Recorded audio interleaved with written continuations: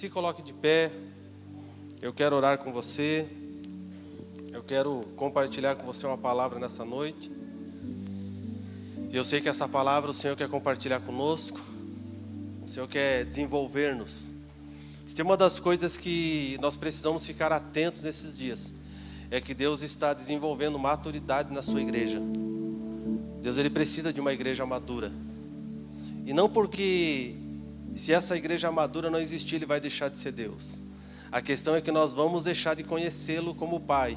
E vamos sempre ficar procurando Ele como um provedor de tantas coisas. E só vamos até Ele porque algumas coisas Ele vai nos dar e outras não vai dar.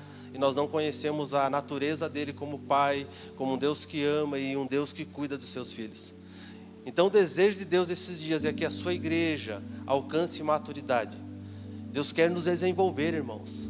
Deus quer que nós frutifiquemos. Ele quer que nós venhamos dar frutos e que os nossos frutos nele permaneçam. Deus não quer mais que nós vivamos uma vida sem conhecê-lo. Deus deseja se fazer conhecido. Lembra do texto em que Deus chega e fala para Moisés, dizendo para Moisés: Moisés, diz para esse povo se preparar, porque eu quero descer e eu quero que eles me conheçam. Eu quero que eles tenham a revelação de quem eu sou. Eu quero que eles saibam o Pai que eu sou, quem os tirou da escravidão e quem está os levando para uma terra chamada uma terra da promessa. Mas aqueles homens, porque tinham uma mentalidade escrava, aquele povo com uma mentalidade escrava, eles não quiseram conhecê-lo como Pai. Eles preferiram ter somente Ele como Senhor. Porque a imagem que eles construíram de alguém que provia era alguém que governava sobre, não a favor. Então, quando nós temos essa mentalidade, nós sempre queremos o maná, nós queremos os benefícios, mas nós não queremos avançar, porque avançar vai gerar em nós desenvolvimento e nós vamos ter que crescer para isso. Maturidade fala de desenvolvimento. E o que Deus tem proposto nesses dias para a igreja dele, para aqueles que estão entendendo para onde nós estamos indo, para onde o Senhor está apontando os próximos dias, é que essa igreja, a igreja que Deus vai usar nesse próximo tempo, nesses dias, é uma igreja que entendeu, uma igreja madura. Não tem mais a ver só com um que se destaca e que prega nos seminários, mas tem a ver com um povo que conhece o Senhor. Um povo que aonde Ele coloca a planta dos seus pés, os lugares são transformados, geografias são mudadas, coisas acontecem, mudanças acontecem. E muitas vezes esse povo que adentra lugares e que muda realidades, talvez não tenha o seu nome conhecido nos cartazes ou no Instagram, talvez não tenha nem Instagram, nem muitos seguidores, mas ele tem alguém que está vendo ele, porque ele está gerando o fruto do Espírito. E essas pessoas vão tocar cidades, vão tocar nações, porque Deus está preparando um povo, para que esse povo faça o seu nome conhecido. Eu não sei você, mas eu não quero ficar de fora do que Deus está fazendo. A minha preocupação, se eu posso dizer que é uma preocupação, na verdade não, o meu zelo nesses dias, é não falar nada que esteja fora da estação que Deus está propondo. Então a minha preocupação não é pregar uma boa mensagem no sentido de ser agradável aos ouvidos dos ouvintes. A minha missão é falar aquilo que Deus está apontando para esses dias, para que nós venhamos nos adequar ao que Ele está propondo. A mensagem do Evangelho não tem por proposta se adequar aos nossos dias, mas a mensagem do Evangelho, ela tem por proposta fazer com que nós venhamos nos submeter a ela e fazer com que os nossos dias se tornem os dias do Senhor. Essa é a proposta do Evangelho. É nós que devemos nos adequar ao Evangelho e não ao Evangelho se adequar a nós. Então, quando você vai ver Cristo falando sobre a igreja, sobre o Pai, sobre a nova aliança, você vai perceber que sempre Ele está apontando para algo que ainda não existia, mas que nele gera uma realidade. Existem coisas que nós ainda não estamos vivendo, mas nós temos que ter uma consciência que isso tem que ser dentro de nós, uma realidade. O fato de eu não estar vivendo algumas coisas no Senhor não significa que Ele não está fazendo, porque isso na eternidade já é uma realidade. E o que Deus precisa gerar em nós nesse tempo é uma mentalidade de eternidade. Embora eu não esteja vendo, embora eu não esteja tocando, embora eu não esteja palpando, tocando sobre essas coisas, mas eu sei que dentro daquilo que Deus disse é uma realidade que já existe e por essa realidade eu vou me movimentar. Entende isso? São realidades que o Senhor já propôs. E quando que eu entro nessa realidade? Quando eu decido obedecer e me submeter ao que Deus está apontando nesses dias. Pai, nós damos louvor, honra e glória ao Teu nome. Obrigado pela Tua presença neste lugar. Obrigado por essa chuva que o Senhor tem derramado sobre a nossa cidade, sobre o Brasil, Senhor, onde a terra está necessitando de chuva, onde tudo está precisando nesse tempo de seca. Senhor, obrigado por essa chuva. Que essa chuva regue a terra, que essa chuva faça com que as sementes que foram plantadas nasçam, que traga sobre a terra, Senhor, sobre a agricultura do nosso país, da nossa nação, prosperidade, Senhor. Obrigado por essa chuva. Obrigado pela Tua palavra, Senhor, que o Senhor já derramou sobre nós. Obrigado pela Tua presença no nosso meio. Nós nos submetemos em totalidade a tudo que o Senhor tem para fazer em nós e através de nós essa noite. E pedimos a Ti, amado Espírito Santo, leva a nossa mente cativa ao conhecimento da Tua palavra. Leva, Senhor, a nossa mente e o nosso coração. Toda distração do nosso meio, eu ordeno agora que se retire em nome de Jesus. E que a nossa mente e o nosso coração estejam totalmente submissos à Tua palavra, para que a Tua palavra, Senhor, ministre dentro de nós e a partir de nós, e gere em nós transformação, mudança, em nome de Jesus. Amém. Sente-se, querido. Aleluia.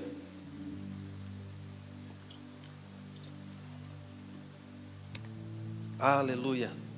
Abra as Escrituras em Gênesis 1, 26. Eu quero falar sobre o governo da terra hoje. Quero falar um pouquinho sobre isso. Não tudo que eu gostaria, mas um pouquinho do que eu posso. Se eu fosse falar tudo que eu gostaria, nós íamos ficar aqui falando umas 4 horas sobre isso. Mas eu quero provocar você a entrar em um lugar de governo nesses dias. Eu quero, a partir da palavra de Deus, provocar você a entender para que Deus te comissionou. Quando a palavra diz que nós somos herança, sacerdócio real, povo santo, escolhido de Deus, Deus está falando que Ele nos chamou para um lugar. Só que nós muitas vezes confundimos governo com posição. Para que eu governe, eu preciso estar em uma posição de destaque. Para que eu governe, eu preciso estar com uma nomenclatura de apóstolo, pastor, profeta, mestre, evangelista. Para que eu governe, eu preciso ser um presbítero. Para que eu governe, para que eu tenha um governo na minha mão, eu preciso ser alguém que está ministrando, ou ministrando a adoração na igreja. Não, irmãos. Isso são lugares que Deus estabelece pessoas segundo o seu bom conselho, mas o governo que Deus deu à igreja é para todos aqueles que entenderam a filiação, para todos aqueles que entenderam que são filhos, para todos aqueles que entenderam a nova natureza. E se tem uma das coisas que a igreja tem confundido muito nesses dias, é governo do céu com governo da terra. Porque a igreja nesses dias, ela pensa que o governo da terra, e como a terra governa, vai influenciar na forma do governo de Deus. E é totalmente ao contrário, é a forma como Deus governa, a forma como o céu se move é que precisa afetar o governo da terra a partir da igreja. Então eu preciso dizer nessa noite que o nosso modelo de governo não é a terra. O nosso modelo de governo é o céu. Então tudo aquilo que nós temos como modelo de governo, a partir da cultura que estamos inseridos, ele não tem sentido algum no governo que Deus quer desenvolver a partir de nós, para que a terra conheça o seu nome e seja plenamente restaurada nesse tempo, a partir dos filhos que Ele chamou para ser governo sobre a terra. A questão é que nós sempre começamos o nosso governo a partir daquilo que vemos, e governo do céu não tem a ver com necessidades, tem a ver com propósito. Todo governo, nós estamos em uma época de eleição, onde vão se trocar governos ou permanecer governos, uns vão, outros voltam, novos aparecem, e nós vamos ver, se você perceber, em todo o debate, em toda a proposta política, sempre a proposta do governo dessa terra é baseada em necessidades que precisam ser supridas. Todos têm uma mensagem falando sobre uma necessidade que precisa ser suprida, então eles se oferecem como aqueles que vão resolver aquilo. Então o governo da terra ele apresenta uma necessidade para que pessoas se movam. O governo do céu não apresenta necessidades, porque em Cristo todas as necessidades já foram supridas. O governo do céu apresenta um propósito, e a partir desse propósito e missão, nós somos inseridos nisso para que Deus seja glorificado. Entende? Então nós precisamos mudar nossa forma de pensar. Muito de nós só se move como alguém que é movido para tocar e fazer algumas coisas quando ele percebe uma necessidade. E por que ainda nós nos movemos só por necessidades? Porque nós não compreendemos que o governo do reino está fixado no Senhor, e o Senhor tem um propósito para tudo aquilo que Ele está fazendo. É por isso que nós precisamos voltar à origem de quem somos e como nós devemos nos mover a partir dessa origem. Então, quando nós não compreendemos isso, nós pensamos que a autoridade que recebemos, o governo que recebemos, ele está baseado somente em suprir necessidades. Mas quando nós vamos para as Escrituras, onde Cristo deixa claro que a partir da sua morte e ressurreição, todas as nossas necessidades em Cristo já foram supridas. Então o Senhor está dizendo, você não tem mais necessidades para ser supridas. Se você é meu filho, você precisa compreender que todas as suas necessidades eu já supri. Agora eu preciso que você mude a tua mentalidade e perceba quem é você dentro do meu propósito. E porque nós não compreendemos a nova natureza, não compreendemos o novo homem nascido a partir de Cristo, não compreendemos o nascimento de quem somos em Deus, nós sempre estaremos governando a partir de uma mentalidade terrena, e por isso muitos de nós nos frustramos no governo, porque nós não vemos e não experimentamos a totalidade da graça de Deus sobre aquilo que estamos fazendo. Porque sempre estamos fazendo baseado naquilo que achamos que Deus está querendo que nós venhamos fazer, porque não temos a convicção de que Deus nos chamou para fazer. Se tem uma das coisas que quando Deus nos criou, Ele deixou claro para toda a raça humana, Ele nos deu uma missão clara, um objetivo claro, Ele deixou muito claro para que Ele nos chamou. E é interessante que a maior pergunta desses dias, em qualquer lugar do mundo nesses dias, a maior pergunta é: qual é o meu propósito de vida? E eu não falo sobre essa pergunta lá fora, das pessoas que estão vivendo no mundo, correndo atrás de coisas, porque hoje, dentro do contexto do entendimento do mundo, o que te torna alguém é o que você tem e não o que você é. Mas estou falando de um povo que frequenta reuniões, se diz povo de Deus, mas ainda não tem clareza de quem ele é, para que ele foi chamado, qual é o seu propósito. Só que quando Deus nos criou, Ele nos criou com um propósito. Ele nos criou com uma palavra. Todos nós fomos criados para algo específico. Deus nos chamou com um propósito. Toda a raça humana, criada e regenerada a partir de Cristo, entra de novo no propósito original de Deus, que é governar sobre todas as coisas, para que a partir das coisas Cristo seja revelado. Deixa eu dizer uma coisa para você que parece tão simples, mas é totalmente significativa para quando você entende o reino de Deus. Se você passar por uma árvorezinha na rua da sua casa, e você pisar sobre aquela pequena árvore e quebrar ela, você está cometendo o pecado contra a criação de Deus. Porque Deus não nos chamou na nossa origem para destruir a criação, mas nos chamou para cuidar que a criação seja desenvolvida. As Escrituras dizem que a terra, ela geme, ela chora, ela grita pela manifestação dos filhos de Deus, restaurados. A terra, que a Bíblia fala ali, é a terra mesmo. São as coisas, as plantações. E todas as vezes que nós usamos do governo de Deus de uma forma errada, nós não estamos governando segundo as Escrituras. A questão é que sempre nós procuramos as coisas grandiosas, as coisas, entre aspas, espirituais. Ah, mas não é espiritual pisar numa árvorezinha. É espiritual, porque Deus te chamou para cultivar e guardar aquele ambiente, não para destruir. Porque esse é o nosso chamado cultural original, cuidar de tudo aquilo que Deus fez.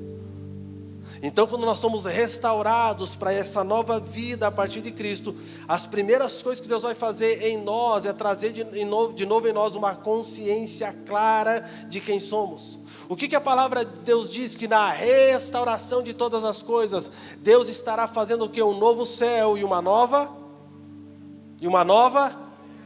Para quê? Para que nós, os seus filhos, possamos governar em plenitude sobre todas as coisas. E sabe qual que é a maior desculpa do movimento evangélico brasileiro, ou talvez de todo mundo? É que como Deus vai criar um novo céu e uma nova terra, não tem problema de destruir essa, vai ser tudo mesmo. Só que o mandato de Deus, do princípio, não mudou pelo fato de Ele dizer que vai fazer um novo céu e uma nova terra. Mas deixa eu dizer outra coisa para você.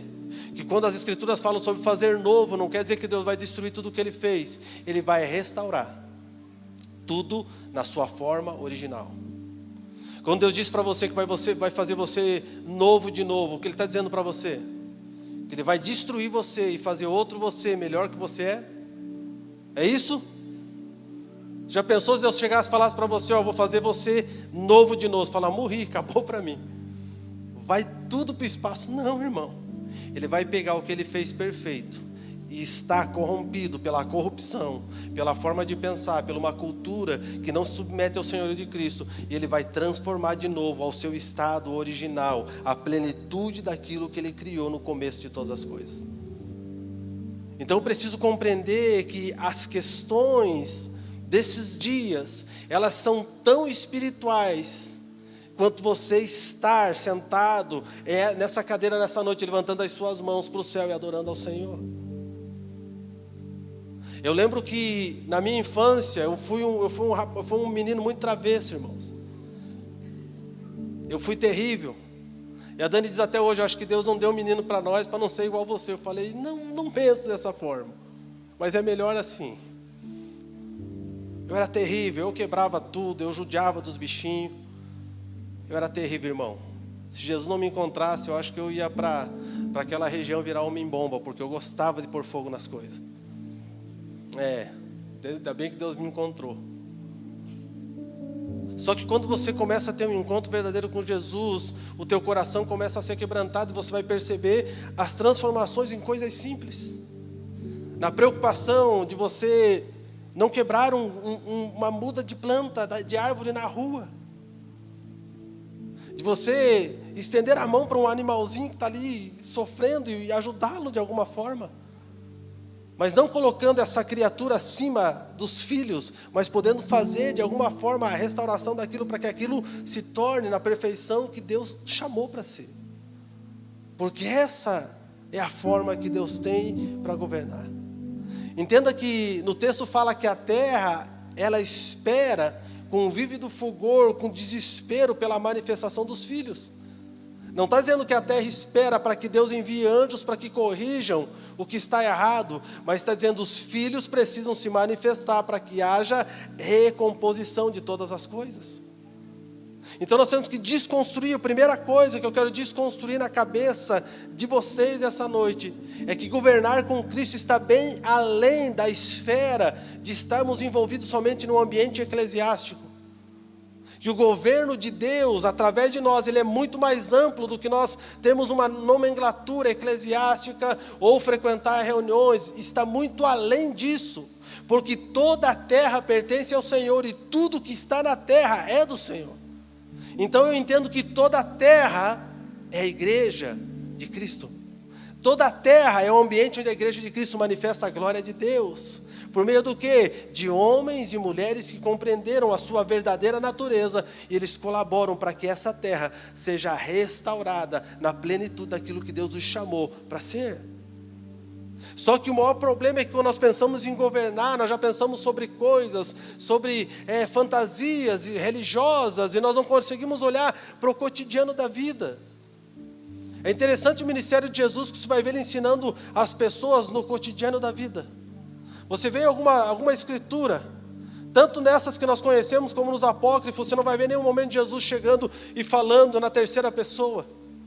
Ou falando, eis assim, veja bem, e agora, um anjo, olha lá, Não. Ele fala no cotidiano da vida. Ele fala com o pastor de ovelhas, ele fala sobre ovelha. Ele fala com o construtor, ele fala sobre construção. Ele fala com aquele que produz óleo e azeite, ele fala sobre produção de azeite. Ele fala com o plantador de uvas sobre como colher e como desenvolver o melhor vinho. Porque ele fala a partir do ambiente que aquela pessoa está inserida, mas ele faz aquela pessoa compreender que aquele ambiente vai ser transformado, que ela entender quem ela é e para que ela foi chamada. O problema é que nós procuramos conhecer a Deus em coisas distantes, nós queremos uma revelação de Deus e nós ficamos olhando para cima muitas vezes, sendo que a revelação de Deus já está depositada em nós. E nós precisamos procurar dentro de nós essa revelação como? Entrando em um lugar de submissão ao Senhor, de obediência à sua palavra. Mas nós somos transformados em realidade, segundo o conselho desse mundo, de que tudo tem que ser espetacular, tudo tem que ser cheio, tem que ter fogos de artifício, tem que ser uau, meu Deus, e agora? Não, Deus habita no cotidiano da vida das pessoas, irmãos. Deus habita no nosso dia a dia. Deus habita na nossa humanidade, e a partir da nossa humanidade, Ele nos transforma naquilo que Ele nos chamou para ser. Você não vai compreender a nova estação de Deus sem que a tua mente mude. Esses são dias que você precisa ser desconstruído e não construído.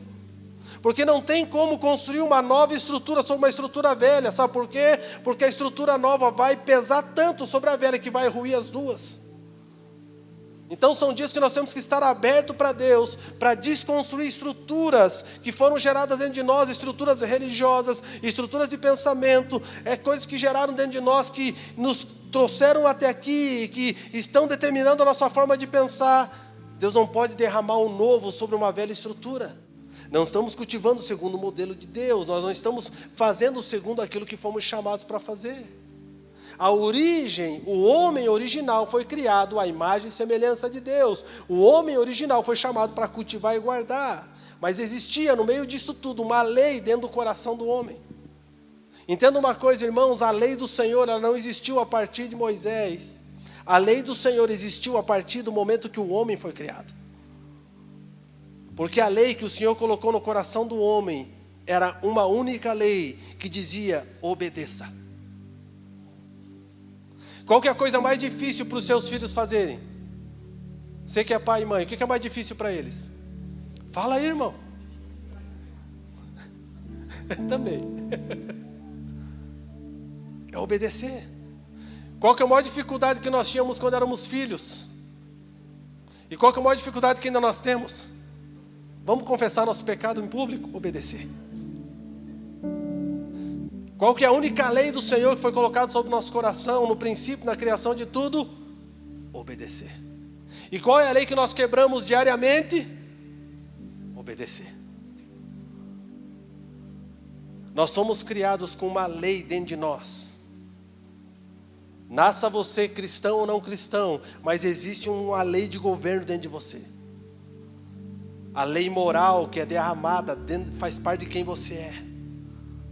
Você sabe em um determinado tempo aquilo que pode, aquilo que não pode, sem ter conhecimento de lei. Porque isso foi o que Deus gerou o homem já dessa forma. E quando o Senhor olha para esse homem, que Ele coloca no jardim e dá para ele uma ordem, Ele fala, tudo que você está vendo aqui, tudo que está nesse jardim, toda a construção que eu fiz, toda a terra e tudo que nela há, você vai governar sobre tudo. Você vai ordenar sobre tudo, você vai dar nome às coisas, você vai ensinar, você vai desenvolver, você vai fazer com que eles cresçam, você vai ensiná-los as estações e os tempos, mas tem uma coisa que você não pode tocar. Na árvore do conhecimento do bem e do mal. Porque se você tocar nela, e se você comer dela, certamente você vai morrer. Deus dá tudo para o homem, e diz para o homem não tocar em uma única coisa. E qual a única coisa que o homem faz? Entende? O pecado original, do começo do princípio, ainda é o pecado que nos tira da presença do Senhor. Ainda é o mesmo pecado que nos afasta do propósito de Deus. Ainda é o mesmo pecado que nos afasta de ouvir e conhecer a vontade e a plenitude da vontade de Deus. E a gente está preocupado com a cor do cavalo branco, com a cor do cavalo preto, do amarelo, do vermelho. Quer saber se a gente vai voar quando for arrebatado? Quer saber se Adão tinha guelra e nadava debaixo d'água e respirava igual peixe? Mas a gente não está querendo obedecer, irmão. A gente está procurando tantas coisas. E Deus só quer uma coisa, para que você se torne a minha imagem e semelhança, para que você entenda o teu chamado, para que você governe sobre todas as coisas. Só quero uma coisa: não toque em lugares dos quais eu disse que não são puros e não são santos. A pergunta para nós essa noite é: qual é a árvore do conhecimento do bem e do mal que nós estamos tocando fora do propósito de Deus? Porque se estamos fora do propósito de Deus, se estamos aquém do que Deus está fazendo, é porque de alguma forma nós não estamos alinhados em obedecer o Senhor nesses dias. É porque de alguma forma nós estamos fazendo aquilo que Ele não nos chamou para fazer. É porque de alguma forma nós estamos cultivando um jardim que Ele não nos chamou para cultivar. Estamos tocando sobre sementes que Ele não chamou para tocar. Quando o homem se perde, cai, peca, destrói, qual que é a ordem? Sai do jardim. Ele é retirado de lá. Porque ele decidiu no seu coração cometer o crime, o delito de desobedecer ao Senhor. Agora vocês pensem comigo.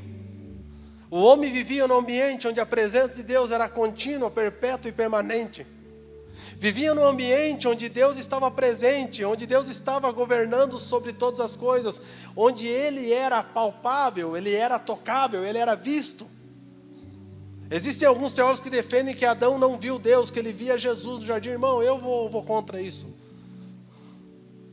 Que me apedrejem, que venham com todos os seus argumentos. A minha fé não precisa de argumento teológico, a minha fé é baseada naquilo que eu vejo em Cristo. Eu não acredito nessa teologia. Eu acredito que sim, o homem estava e ele permanecia perante na presença e ele falava com Deus. Porque se ele era puro, perfeito, assim como Deus, não tinha o porquê ele não estar perante o Senhor. Porque Deus, Ele não está e não se mistura com aquilo que não é santo, mas o homem, ele era plenamente santo. Ele era a imagem, a semelhança, ele era a plenitude da perfeição de Deus. Porque ele foi criado perfeito no Senhor. E esse homem, nesse ambiente perfeito, nesse lugar perfeito, ele para ouvir vozes dos seus desejos. Ele para ouvir as vozes e o clamor do seu coração. Ele para ouvir vozes que tiram os olhos dele de tudo aquilo que Deus tinha permitido e coloca os olhos dele em uma única coisa, aquilo que Deus disse não. Sabe aquela velha história que a gente ouve em vários cursos, em vários lugares? Quer que alguém pise em algum lugar, coloque lá, proibido pisar. Quer que alguém olhe, escreva, não olhe. Quer que alguém abra, escreva, não abra. Por quê? Porque o homem caído, a tendência dele é sempre desobedecer o que está escrito. Já viu aquelas pegadinhas do programa do Silvio Santos? Agora é para o pessoal assim, mais experiente como eu. Não é para os Nutelinha desse tempo, não. É para os mais experientes. Já viu aquele programa que tem lá, tem uma roda escrito não olhe? Você já viu? Olha, levanta a mão, irmão. Ah, viu? Vocês são velhos também, não sou sozinho, não. Se você não viu, você consegue ver hoje, está repetindo bastante. E aí quando ele tomava uma tortada na cara, ele achava ruim. Ele queria derrubar tudo, ele ficava revoltado com aquilo, mas não está escrito, não olhe. E por que você olhou? Porque a tendência do homem caído é sempre desobedecer o que está escrito. E o que Deus escreveu no coração do homem? Nesta você não deve tocar. Todo o jardim, toda a terra é cultivo teu. Você vai cultivar, vai guardar, vai desenvolver. Imagine, Deus dá o jardim como modelo para o homem. E diz que a partir do jardim o homem tinha toda a terra para cultivar, para desenvolver plantação e cuidar dela. Mas o homem para olhar para aquilo que não era para olhar. E aonde nós sempre caímos? Quando nós decidimos andar no lugar que não nos é permitido. E tem uns crentes espirituais que falam bem assim, não, mas eu até entendo que não é permitido, mas por quê? Não te interessa, só não é permitido. A gente sempre quer saber o porquê, porque a gente não quer obedecer. Sabe aquele negócio que fala, filho, não mexa, por quê? Porque não é para mexer. Mas por que não é para mexer? Porque se você mexer vai dar ruim para você. Como assim? Pá! Entendeu? Deu ruim. O problema é que nós vamos fazendo, tentando entrar em lugares, tentando convencer a Deus de nos permitir aquilo que Ele já disse que não pode ser feito. E por causa de uma natureza caída, nós não conseguimos cultivar e guardar as coisas que Deus começa a derramar sobre nós a partir de uma nova natureza. Então o homem é lançado fora, ele volta, ele vai viver a sua vida, construir, nós vamos ver tudo o que acontece a partir dali.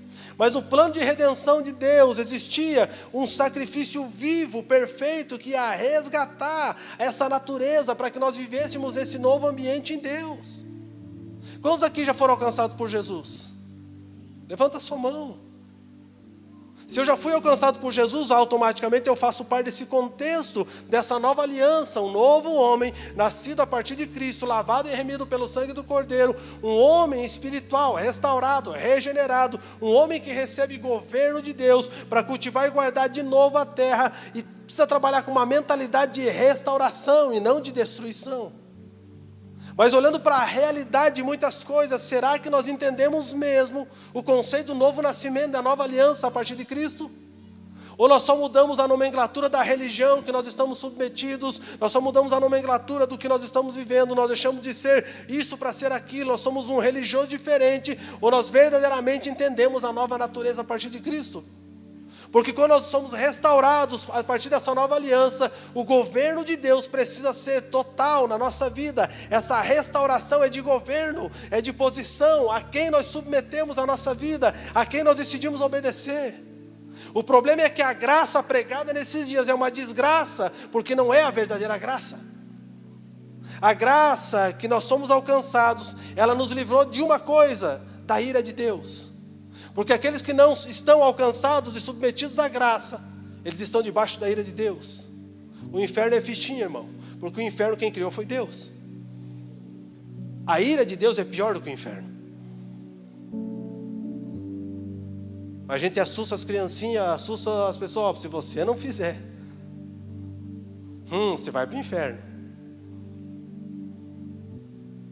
Mas quando nós somos alcançados por Jesus, essa nova aliança que nos resgatou, a aliança do seu sangue, é para nos tirar de um lugar de ira e para nos levar de novo para um lugar de filiação, onde nós somos de novo restaurados à sua imagem e à sua semelhança. Nesse novo nascimento, nessa nova cultura, nessa nova vida, a única coisa que nós não alcançamos em plenitude ainda é um corpo totalmente restaurado. A única coisa que nós não vamos alcançar em plenitude é a imortalidade da carne. Mas nós passamos a ser eternos porque estamos guardados no Senhor.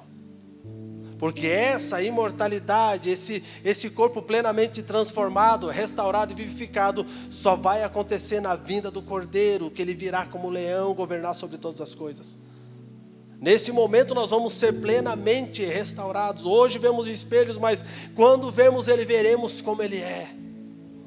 Entende isso? Hoje são reflexos de algumas coisas, mas a totalidade da plenitude de quem somos em Deus vai acontecer nele, no governo dele e a partir dele. Mas isso não pode gerar em nós uma desculpa de viver a nossa vida de qualquer forma. É por isso que nós precisamos desenvolver uma mentalidade eterna. Olhamos para as coisas com uma mentalidade de alguém que foi regenerado por Cristo, alguém que pensa além dos seus dias, alguém que vê além do seu tempo. O dia de amanhã, irmãos, não serve mais para determinar o dia de hoje. O dia de hoje serve para determinar o dia de hoje. O futuro, que é amanhã, é determinado pelo Senhor. É preciso que eu conheça a vontade de Deus. O grande erro nosso é que nós queremos pegar as coisas que fizemos no passado, trazê-los para o presente e construir um futuro, porque nós não queremos estar inseridos no Senhor para compreender a estação. E sabe o que muitos de nós fazemos? Nós começamos a replicar as coisas que fizemos há 10 anos atrás, há 15 anos atrás, alguns anos atrás, porque aquele tempo deu certo, então vai que dá certo agora. Porque nós não entendemos que a novidade de vida em Deus é quando nós decidimos obedecer e se submeter a Ele. As experiências passadas foram boas, foram bênção nas nossas vidas, mas elas não vão determinar aquilo que tem que ser feito no futuro, no dia de hoje e a partir do dia de hoje. O problema é que eu quero construir o futuro baseado nas experiências antigas. E sabe o que vai acontecer? Nós vamos nos frustrar, porque a estação mudou. Há um tempo novo sendo apontado pelo Senhor. E só pessoas que entenderem vão entrar nesse lugar. E como que eu entendo, pastor? Obedecendo. Como que eu entendo? Me submetendo a essa cultura, chamada cultura do reino de Deus, que hoje virou uma moda também. Acho que todo evangélico tinha que abrir uma empresa de moda, porque tudo vira moda, irmão. O movimento gospel, tudo vira moda. A reino de Deus não é moda, irmãos. A reino de Deus é fundamento. É princípio, é vida, é cultura, é submissão, Reino de Deus aponta para o lugar que nós vamos viver pela eternidade, mas nós não vamos viver a eternidade nesse reino sem primeiro vivermos hoje, no dia presente. Essa é a questão. Então nós não vamos entender esse governo de Deus, esse nascimento desse novo homem, tentando calcular as coisas com experiências embasadas em uma cultura que não é do céu. Tentando pensar o reino de Deus a partir daquilo que colocamos como o reino na caixinha das nossas prioridades. Eu não sei, irmãos, não está muito claro para mim isso, mas eu creio que nesses dias Deus vai começar a destruir muitas teologias que não tem a ver com Ele, que não tem a ver com o conhecimento de Cristo. Vai frustrar muito estudioso que passou 20 anos estudando uma tese, e agora ele vai perceber que a tese dele não serve de nada para esse tempo. Agora, uma coisa que é muito latente no meu espírito é que Deus vai usar as coisas simples nesses dias para confundir as sábias, as coisas loucas desse mundo para confundir aqueles que pensam que são. Deus vai usar muitas coisas que aos olhos de muitos não têm sentido, mas Ele vai usar para que dê sentido ao que Ele está fazendo. Então não procure fora, procure dentro. Onde está o reino de Deus? Uns dizem que está lá, outros dizem que está aqui, está acontecendo em tal lugar. Não. Para de olhar para fora. Começa a olhar para dentro. O que Deus está fazendo, Ele está fazendo primeiro dentro. E tudo que Deus faz dentro, ninguém vê do lado de fora, é só Ele. Pare de andar segundo o fluxo desse mundo. Use as ferramentas que elas estão disponíveis hoje, mas não faça delas a tua dependência de viver em Deus. As ferramentas, elas servem para o dia de hoje, mas elas não podem dominar quem você é e nem determinar quem você é em Deus. Deus está gerando um novo povo a partir de Cristo. Desde quando? Desde quando Cristo se ofereceu como sacrifício vivo. E se você for estudar um pouquinho sobre a história e os tempos da igreja, você vai perceber os tempos em que a igreja, ela se desenvolveu, frutificou e cresceu, e os tempos que ela estagnou. E deixa eu perguntar uma coisa para você, nós estamos vivendo o tempo de crescimento da igreja de Deus esses dias ou de estagnação? Se você estudar um pouquinho, você vai perceber o tempo que nós estamos vivendo. E por que nada acontece? Por que a gente não vai inventar? Temos que inventar um novo evangelismo que funcione. O evangelismo que vai funcionar nesses dias é arrependimento. Daqueles que já dizem que conhecem a Deus. Daqueles que já disseram que entregaram as suas vidas para Deus. Deus vai fazer primeiro o conserto na casa. A palavra de Deus diz o quê? Que o conserto começa primeiro aonde? Aonde começa, irmãos? Na casa. Não ore para Deus fazer fora, porque Deus está fazendo dentro primeiro. Deus está corrigindo, Deus está organizando. Eu disse e vou tornar a dizer, muitos homens que são conhecidos esses dias nas plataformas, se eles não mudarem o seu posicionamento interior, eles vão passar. Porque muitos estão fazendo coisas que Deus não está mais naquilo. E porque esses muitos confundem os pequeninos, Deus os tira, Deus os leva, Deus os recolhe. Porque nós temos uma cultura que não é bíblica, de continuar fazendo funcionar, só porque dá resultado. A cultura do céu não é resultado, irmão. A cultura do céu é frutificação. Mas não dá resultado a partir do fruto, sim, mas no tempo devido. E o fruto que é gerado a partir de Cristo, ele permanece.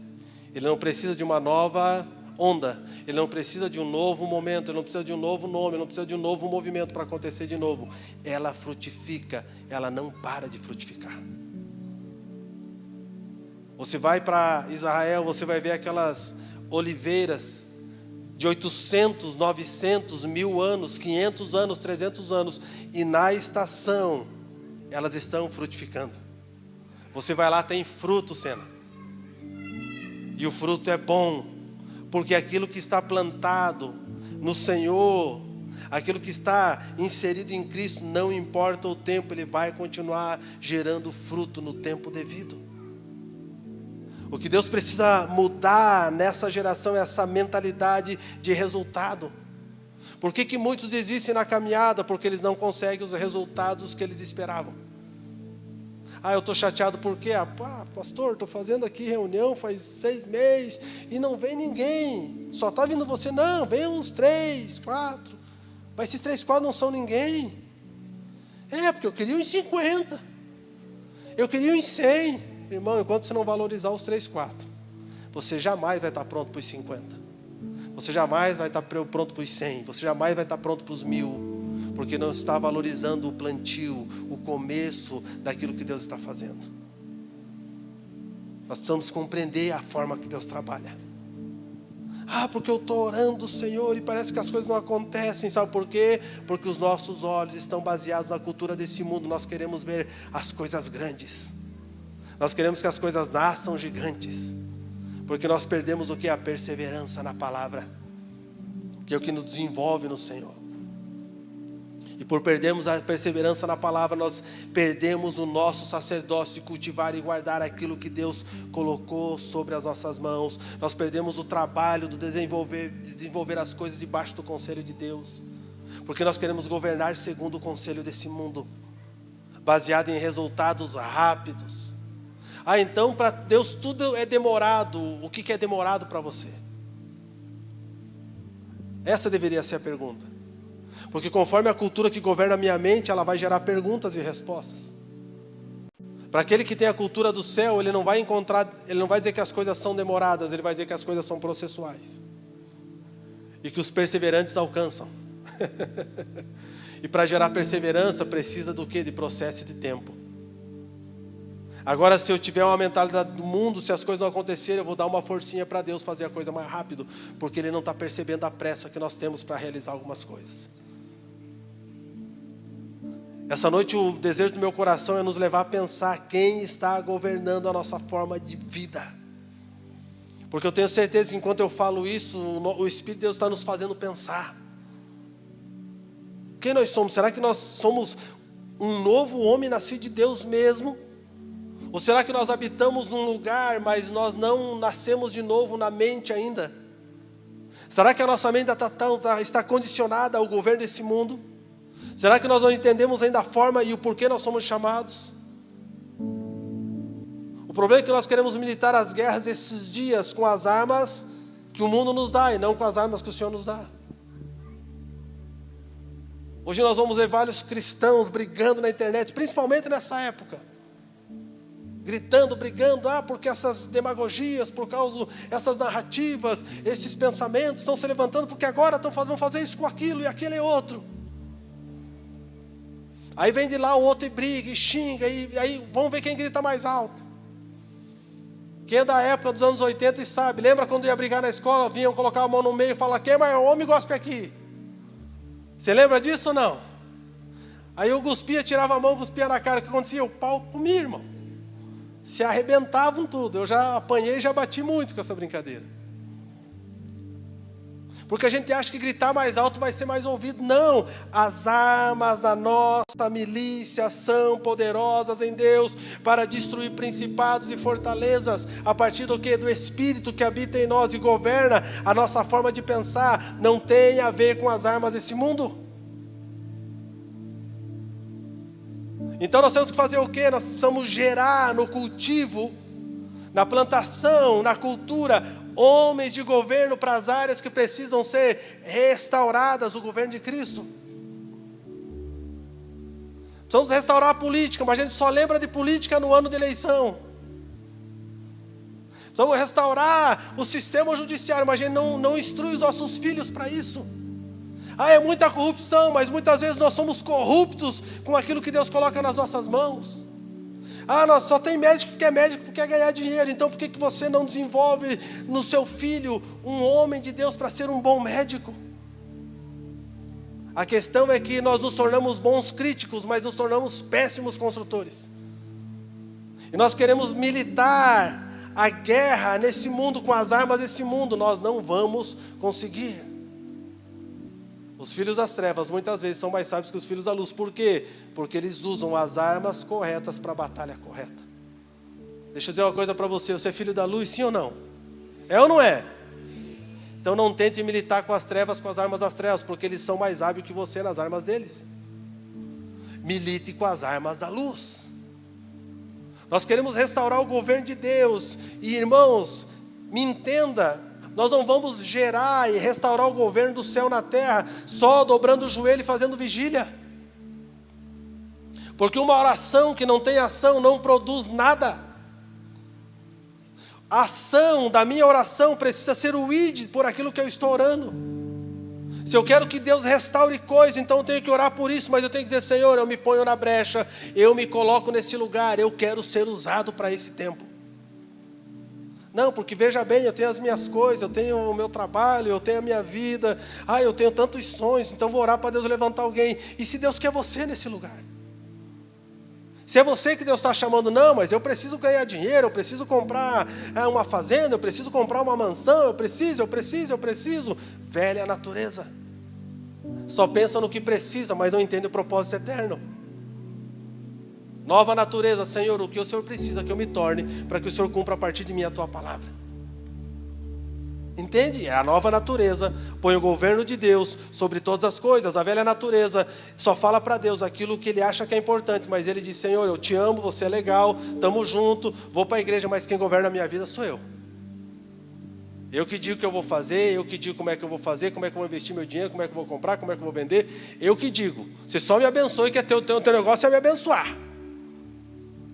Porque assim, eu dizimei e ofertei, então me abençoe. A gente pensa, sabe o que, irmãos? Que Deus é nosso empregado, ou agiota da nossa vida, que a gente vai lá e paga o 10% para Ele fazer a coisa acontecer. Ele não é isso. É porque a nossa mente ainda está sendo dominada pela forma de governo desse mundo. Eu não consulto ao Senhor para fazer, eu faço e quero que Deus aprove o que eu estou fazendo. Essa não é uma nova mente restaurada em Cristo. Porque a mente que é restaurada em Cristo, segundo a sua imagem e semelhança, está num jardim que Deus deu a ele para cultivar e guardar, mas ele entende que ele não governa sobre o jardim a partir do que ele entende, mas ele está ali como mordomo do governo de Deus para fazer o que Deus quer que seja feito no jardim. Entenda uma coisa, meu amado irmão, o jardim que Deus te deu não é para você fazer o que você quer, é para você perguntar para Deus como você deve cultivar ele para Deus. Porque nós somos chamados para a mordomia do reino, para administrar as coisas do reino. Abre Hebreus 8:6.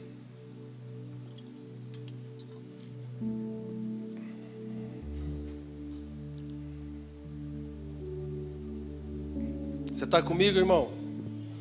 Diz amém se você está comigo. Se você não está, cutuca o que não disse. Fala, irmão, então vem para cá. Aleluia.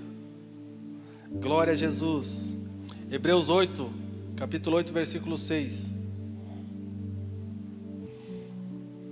Agora, com efeito, obteve Jesus ministério tanto mais excelente, quanto é ele também mediador da superior aliança, instituída com base em superiores promessas. Porque se aquela primeira aliança tivesse sido sem defeito, de maneira alguma estaria sendo buscado lugar para uma segunda. E de fato, repreendendo-os, diz, eis aí vem dias, diz o Senhor, e firmarei nova aliança com a casa de Israel e com a casa de Judá. Não segundo a aliança que fiz com seus pais, no dia que os tomei pela mão, para os conduzir até fora da terra do Egito. Pois eles não continuaram na minha aliança, e eu não atentei para eles, diz o Senhor. Porque esta é a aliança que firmarei com a casa de Israel depois daqueles dias, diz o Senhor.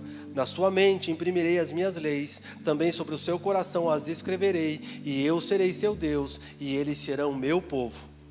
E não ensinará jamais cada um ao seu próximo, nem cada um ao seu irmão, dizendo, conhece ao Senhor, porque todos me conhecerão, desde o menor deles até o maior, pois para com as suas iniquidades usarei de misericórdia, e dos seus pecados jamais me lembrarei. Quando lhe diz nova, torna antiquada a primeira. Ora, aquilo que se torna antiquado e envelhecido está prestes a desaparecer. O versículo 10 vai falar para nós sobre a nossa origem. Porque na nossa origem, o que Deus quer que nós sejamos, E como Ele nos formou, Ele colocou, imprimiu dentro de nós. Existe um DNA no nosso espírito, irmãos, que foi impresso na criação de todas as coisas. Por quê? Porque a palavra diz que Deus gerou tudo no princípio. No princípio Deus criou todas as coisas. Então nós não fomos criados, eu não fui criado em 1975. Eu não comecei a ser criado em 74, não, eu já estava criado em Deus. Eu já existia em Deus desde antes da fundação do mundo. Já havia impresso em mim as leis, no meu coração, aquilo que eu deveria viver e ser para Deus. Eu fui criado já nele, antes da fundação do mundo. Então quem eu sou não está ligado à cultura que eu estou vivendo quando eu nasci, me submetendo àquilo. Quem eu sou está ligado em Cristo, e eu preciso voltar para Cristo para descobrir quem eu sou e ter a clareza da minha identidade. Por que Deus fala para Abraão, sai da tua terra, da tua parentela e vai para o lugar que eu vou te mostrar? Ele está dizendo, você precisa sair dessa cultura para entender quem você nasceu para ser. Você precisa sair desse ambiente que está te matando para você compreender a tua realidade, quem você é. Ambientes que nos fazem viver somente a partir daquilo que estamos inseridos, eles vão nos prender e não vão permitir que tenhamos clareza de quem somos. Nós vamos sempre viver no fluxo das coisas e não vamos deixar com que o rio de Deus corra em nós e nos traga clareza de quem somos. O versículo 10 aqui vai falar de quem somos na origem. Deus não fez o homem para que o homem precisasse de leis toda hora escritas, dizendo para ele o que ele podia ou não podia, mas quando ele nos criou, ele criou dentro de nós uma única lei: obedeça ao Senhor, porque se você obedecer ao Senhor, todas as coisas na sua vida vão entrar em ordem. Se você submeter ao Senhor, obedecê-lo e amá-lo, tudo o que você precisa para viver uma vida de abundância, você vai viver. Tudo o que você precisa. Queridos, essa noite nós precisamos parar para pensar, rever decisões e pensamentos que nós temos tomado nesses dias. A proposta da nova aliança é a proposta de uma vida abundante em Cristo. Só que o problema é que, por causa de uma mentalidade corrompida, nós vivemos com uma cultura, de duas culturas tentando interferir na nossa forma de pensar. Quando fala de abundância, logo pensa assim no quê? Em coisas. Em ter muito. Em o que eu vou ganhar, quanto que vai ser, como é que vai ser. Mas a abundância não é só isso. A abundância vai muito além disso. Sabe aquilo que pensamos, irmãos? Sabe aquilo que pensamos? Aquilo que Deus tem para nós vai muito além do que pensamos e imaginamos. E por que nós não alcançamos? Porque nós nos limitamos a ficar presos nos nossos pensamentos. Porque nós nos limitamos, Deus, a querer viver. Queremos que Deus viva dentro do nosso quadradinho, da forma que nós pensamos. Só que Deus nos chamou para ser, vai muito além daquilo que nós estamos vivendo. Porque Ele nos chamou para restaurar as coisas. Ele nos chamou para tocar sobre as coisas e do nada as coisas passarem a existir pelo poder da palavra que está depositada em nós. Mas quando nós olhamos para dentro de nós percebemos o quão distante nós estamos de viver isso. E por quê? Porque ainda condicionamos a nossa forma de pensar, a forma de vida que vivemos. Condicionamos a nossa crença e a nossa fé em Deus com o boleto que vence no final do mês. Condicionamos a nossa forma de crer em Deus, se tem, porque se não tem, a gente já crê menos. E por quê? Porque a nossa natureza ainda não foi restaurada segundo a imagem e semelhança de Deus. João 10:10, abra comigo aí.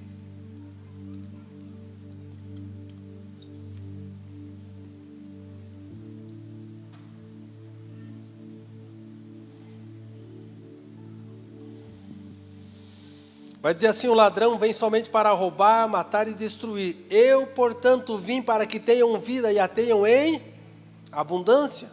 Qual que é a proposta de Cristo a partir da vida que Ele propõe para nós? É ter essa vida em abundância. E o que significa vida em abundância nesse texto? Significa viver a plenitude da relação com Deus e para Deus. É a qualidade da relação verdadeira restaurada na essência. Nos ensina a desenvolver uma mentalidade de eternidade para que quando estivermos com Deus, na eternidade, nós vamos continuar a relação que já vivemos com Ele hoje.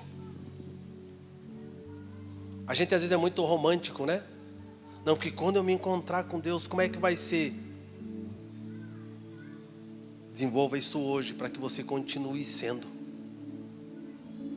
Desenvolva uma relação profunda e pessoal com Deus, para que quando o Senhor te recolher, ou Ele vir para todos, a tua relação só aumente em desejo, amor e vontade de estar perante Ele. É isso que nós precisamos compreender. A abundância nesse texto não está ligada somente à quantidade, mas sim na qualidade que desenvolvemos na relação com Deus. A abundância está ligada à qualidade de relação. Como eu tenho mantido a minha relação com Deus? Eu não sei, irmãos, mas quanto mais você tem tempo de qualidade com a sua esposa ou com o seu esposo, mais você conhece o coração dele e a vontade dele. Mais você conhece a vontade dela, o coração dela. O problema é que quando um casal habita o mesmo espaço geográfico, mas não consegue, não se conhecem, por quê? Porque não se relacionam.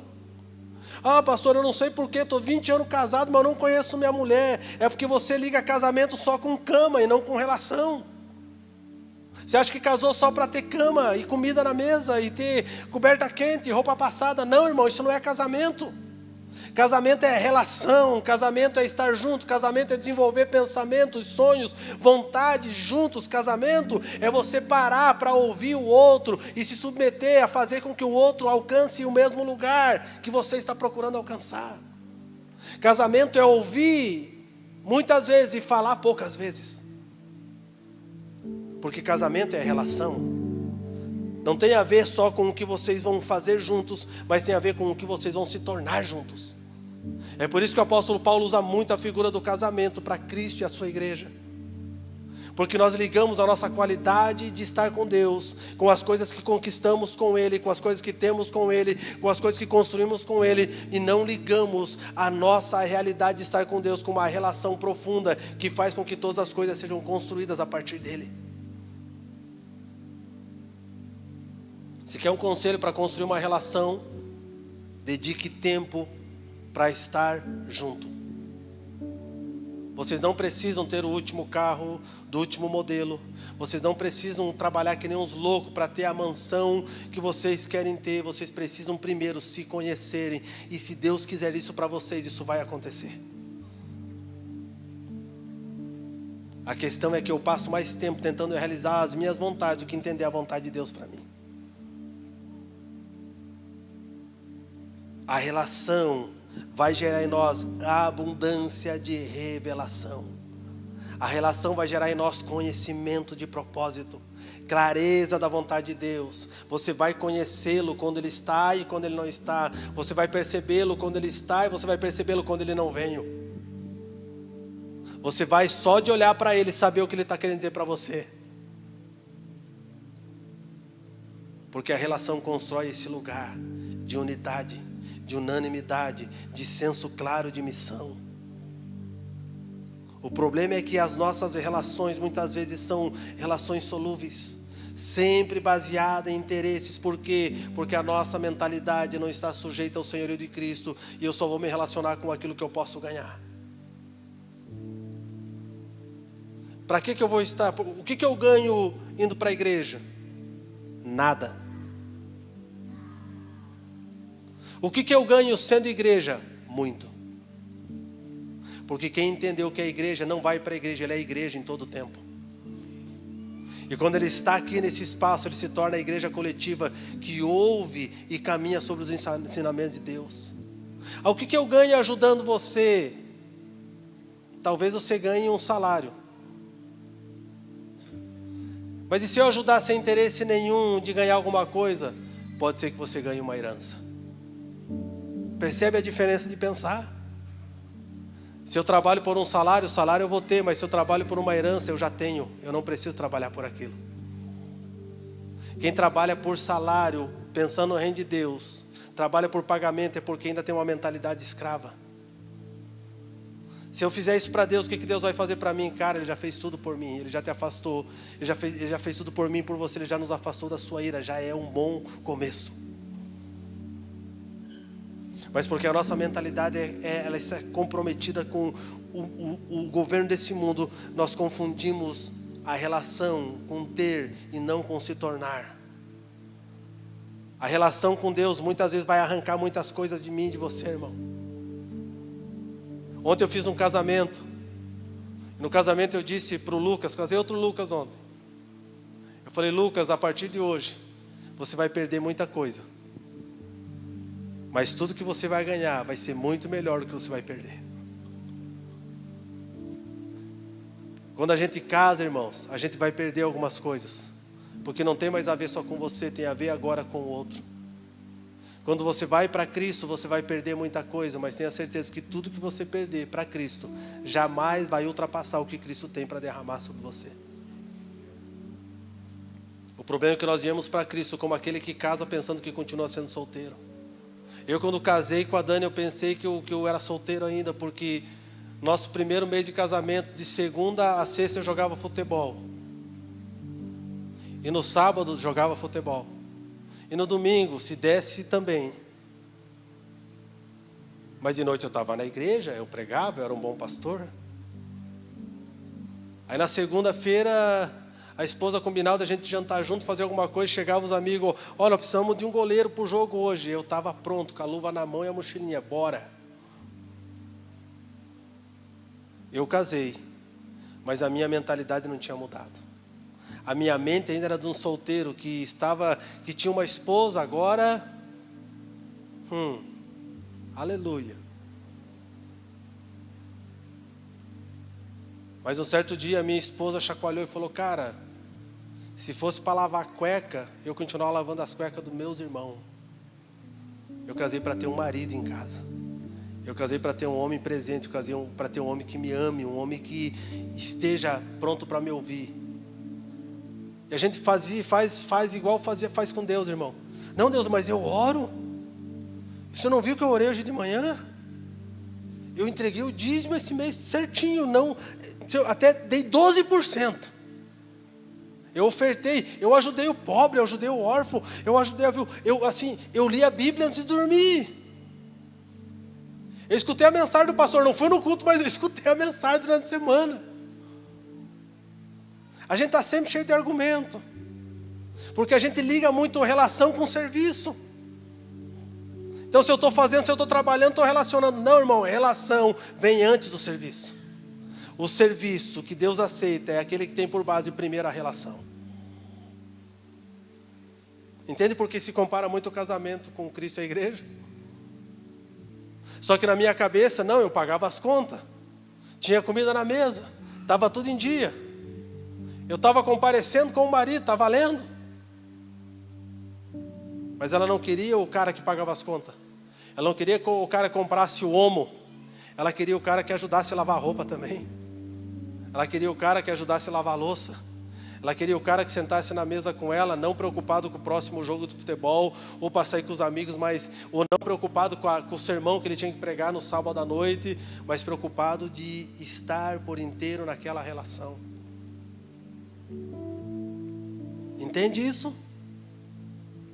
E muitos de nós nos postamos assim com Deus, nós achamos que essa abundância de vida está baseada no que fazemos para Ele. Irmãos, nós precisamos compreender uma coisa, Deus não precisa de nada que nós temos.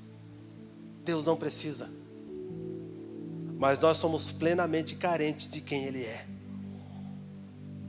Então a gente precisa compreender que essa nova natureza, ela vai ter por fundamento a relação que decide obedecer porque ama e não porque tem medo da punição. Por que você não peca? Porque se eu pecar vai ter consequência. Velha natureza. Por que você não peca? Porque o meu amor ao Senhor se tornou maior que o desejo de pecar. Por isso que eu deixei de pecar nessa área. Porque o meu amor ao Senhor é maior do que o meu desejo que me levava a pecar nessa área. Entende? Cristo vem para gerar essa nova natureza. Qual? A natureza original de sermos imagem e semelhança do Senhor.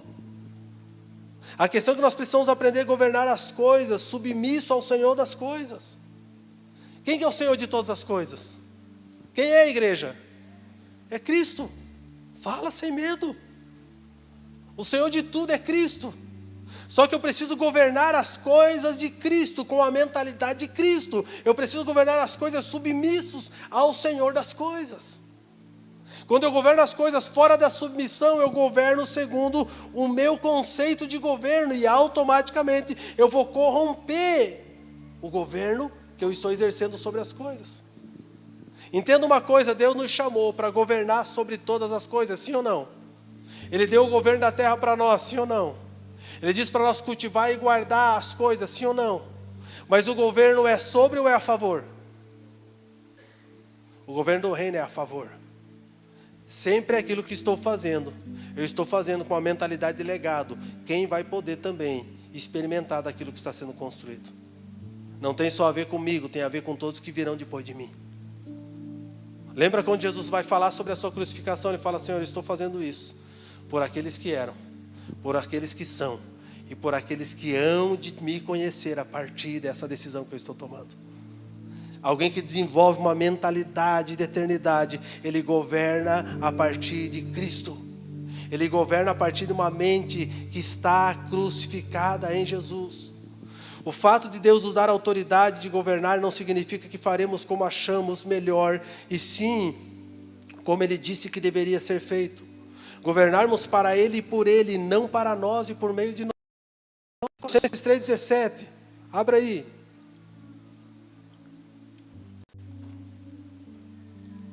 Colossenses 3,17.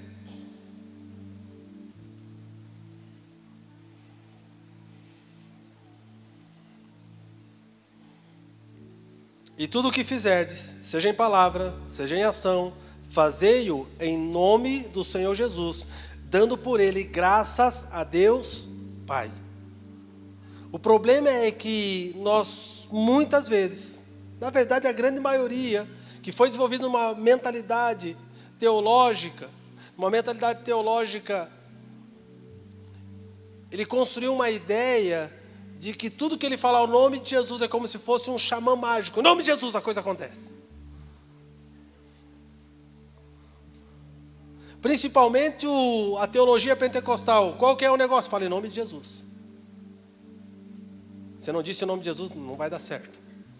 Mas se dizer em nome de Jesus, Patrick, só fecha o olho, Shazam. A gente desenvolve uma forma de pensar não bíblica. Fazer em nome de Jesus não está ligado àquilo que muitos aprenderam por meio de uma doutrina mal interpretada da palavra. Aí nós oramos e dizemos em nome de Jesus achando que isso é um xamã mágico. Que é um exemplo claro de que o fato de falar em nome de Jesus não significa que você está em nome de Jesus. Abra Atos 19 comigo.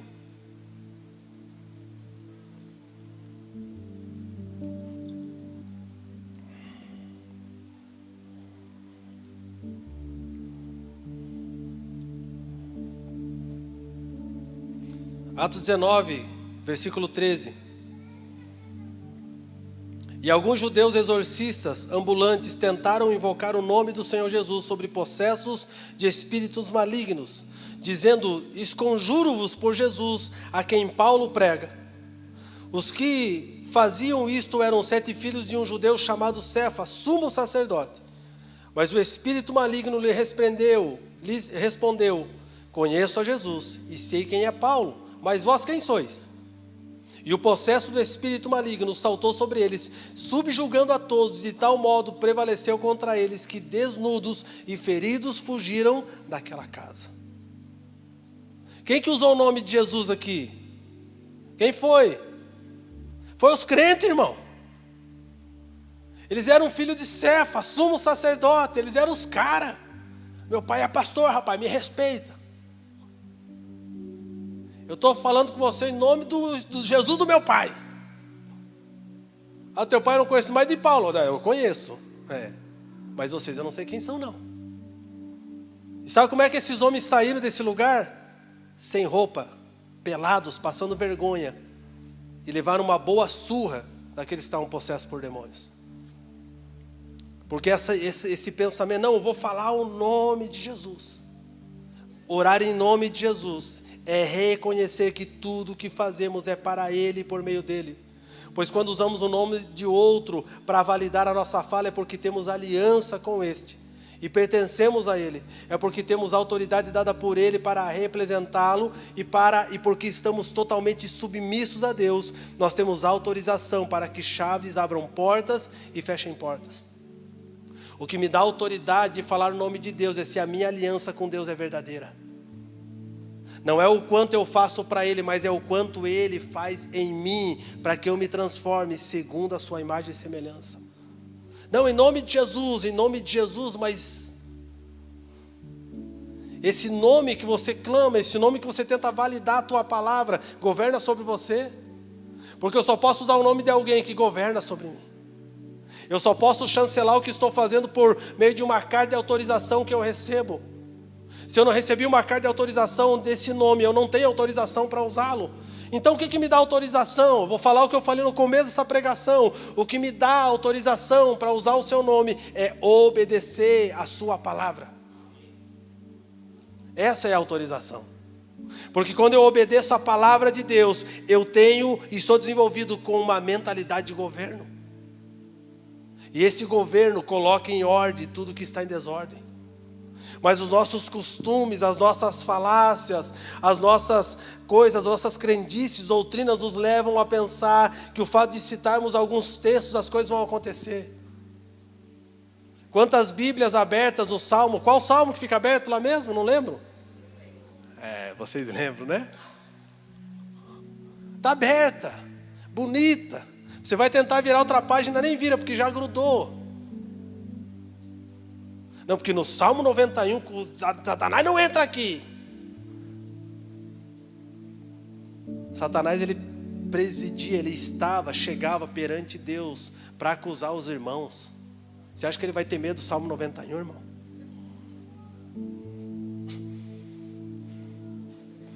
Satanás não tem medo do Salmo 91. Satanás, ele treme o Deus do Salmo 91. Satanás, ele se submete ao Deus que governa a nossa vida. Sabe o que expulsa Satanás? Não é o quanto gritamos, mas é o quanto obedecemos.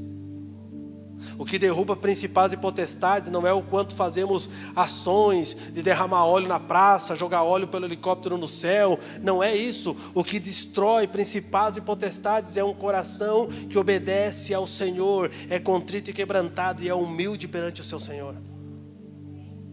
É que a nossa religião linda nos ensina a fazer um monte de coisa. Vamos fazer ato profético daqui e dali. O maior ato profético é obedecer ao Senhor. O maior ato profético é se submeter ao Senhor. O maior ato profético é mudar o comportamento. Aquele que roube, não roube mais. Aquele que falava mal, não fale mais mal. Aquele que lograva, não logre mais. Aquele que enganava, não engane mais. Aquele que fazia coisas e corrompia coisas, não corrompa mais. Isso é reino de Deus. A questão é que nós queremos administrar a empresa que Deus nos deu com a nossa mentalidade. Somos mau patrão, somos mau funcionário, maus administradores. Como que eu sei se eu estou administrando a empresa que Deus me deu da forma correta, com o pensamento do reino, se você é justo? Se você não rouba, se você não alcança lucro ilícito, se você não precisa matar os outros para crescer. Porque no reino de Deus, você ajuda. No reino de Deus você pratica justiça. No reino de Deus o fato de você ter mais não te coloca num lugar maior, mas te coloca no lugar de servir os que têm menos. O problema é que nós queremos ler o reino de Deus e governar a partir desse reino com uma mentalidade corrompida. Eu quero parar por aqui.